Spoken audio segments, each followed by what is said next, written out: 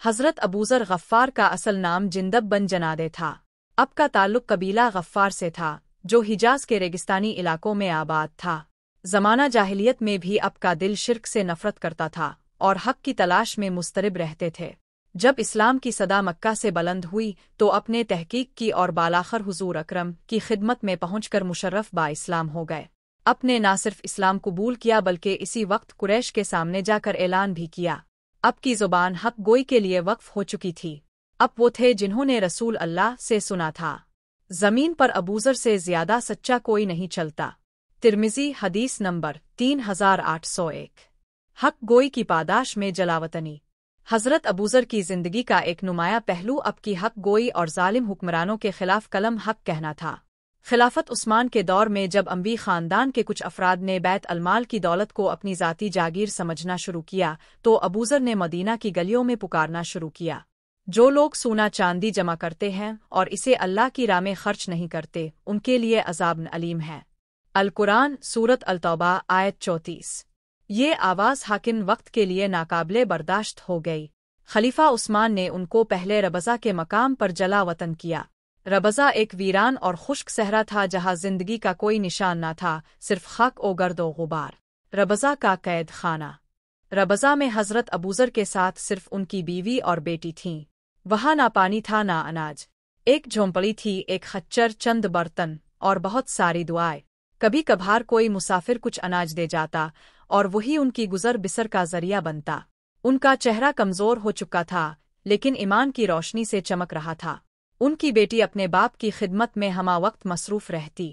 وہ اپنے باپ کے ہاتھ چومتی، ان کے پاؤں دباتی اور کہتی، ابا جان، اپنے کیوں اتنا سچ بولا کہ یہ ویرانی ہمیں نصیب ہوئی؟ ابوذر مسکرا کر جواب دیتے، بیٹی، اگر یہ تنہائی ہمیں اللہ کے قریب کر دے تو یہ دنیا کے محلوں سے بہتر ہے۔ آخری دن اور آخری وصیت۔ ربضہ کی تپتی دھوپ اور خشک ہوا نے حضرت ابوذر کے جسم کو مزمحل کر دیا۔ ایک دن اپنی بیٹی کو بلایا اور فرمایا، بیٹی، لگتا ہے میرے رب کا بلاوا آ چکا ہے۔ جب میں اس دنیا سے چلا جاؤں تو میرا جنازہ راستے کے کنارے رکھ دینا۔ اللہ کسی مومن کو بھیجے گا جو مجھے دفن کرے گا۔ بیٹی نے روتے ہوئے عرض کی، ابا جان، یہ کیسی باتیں کر رہے ہیں؟ میں اکیلی عورت نہ قبر کھود سکتی ہوں نہ جنازہ اٹھا سکتی ہوں۔ ابوذر نے آنکھیں بند کر لی اور ان کی روح ملکوت اعلیٰ کی طرف پرواز کر گئی۔ ربضہ کی گھرتی گواہ بنی کہ ایک مجاہد حق جسے دنیا نے تنہا چھوڑ دیا اپنے رب کی بارگاہ میں سرخرو ہو گیا۔ چیپٹر دوم، بیٹی کی مظلومیت، ربضہ کا گریہ۔ جنازہ تنہائی میں، لیکن قافلہ تقدیر نے راستہ بدلا۔ حضرت ابوذر کی شہادت کے بعد ان کی بیٹی تنہا رہ گئی۔ انہوں نے اپنے باپ کے چہرے پر چادر ڈال دی اور جنازہ صحرا کی راہ گزر پر رکھ دیا۔ سورج کی تپش بڑھتی جا رہی تھی اور بیٹی آنسو بہاتی باپ کی قبر کے لیے دعا کرتی جا رہی تھی۔ اسی دوران کوفہ سے ایک قافلہ حج پر جا رہا تھا۔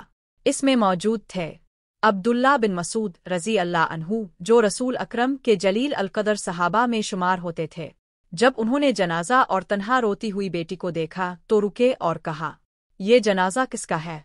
بیٹی نے دھیمی آواز میں جواب دیا، یہ ابوذر غفار کا جنازہ ہے، وہ جنہوں نے کبھی ایوٹ نہیں بولا، جنہوں نے خلافت کے ظلم کے خلاف صدا بلند کی، جنہیں ربضہ میں تنہا کر دیا گیا۔ میں ان کی بیٹی ہوں۔ ابن مسعود کی آنکھیں بھر آئے۔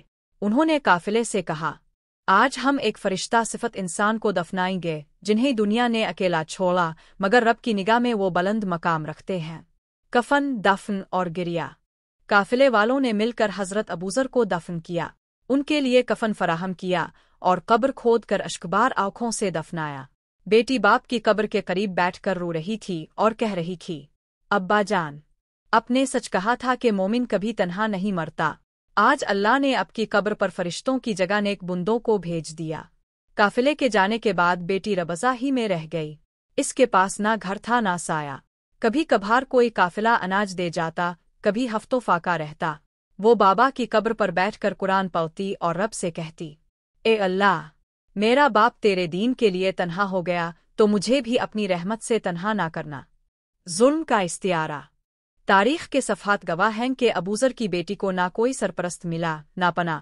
انبی خلافت نے ان کے خاندان کو مکمل نظر انداز کیا۔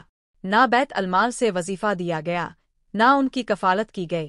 روایات میں آتا ہے کہ ایک رات شدید سردی میں ان کی بیٹی بھوک اور تنہائی سے بے ہوش ہو گئی۔ کچھ چرواہوں نے پانی دیا اور کہا، تم کون ہو؟ اس نے جواب دیا، میں ابوذر غفاری کی بیٹی ہوں جنہیں یہاں ربضہ میں دفن کیا گیا۔ چرواہوں نے سر چکا لیے اور کہا، کاش ہم پہلے جان لیتے، ہم تمہیں یوں نہ رہنے دیتے۔ وصال بیٹی۔ وقت گزرتا گیا مگر دنیا کی سنگدلی کم نہ ہوئی۔ ایک دن حضرت ابوذر کی بیٹی بھی اپنے باپ کے پہلو میں دفن ہو گئی۔ ربضہ کا ریگستان گواہ بنا کہ ایک باپ نے سچ کہا اور اس کی بیٹی نے وفا کا علم بلند رکھا۔ ان کی قبر پر ایک مسافر نے یہ الفاظ تحریر کیے، یہاں وہ دفن ہیں جنہوں نے زمین پر اللہ کی خاطر سچ بولا اور جن کی بیٹی نے آسمانوں کو دکھا دیا کہ مظلومیت کیسے صبر اور وفا کا لباس پہن لیتی ہے۔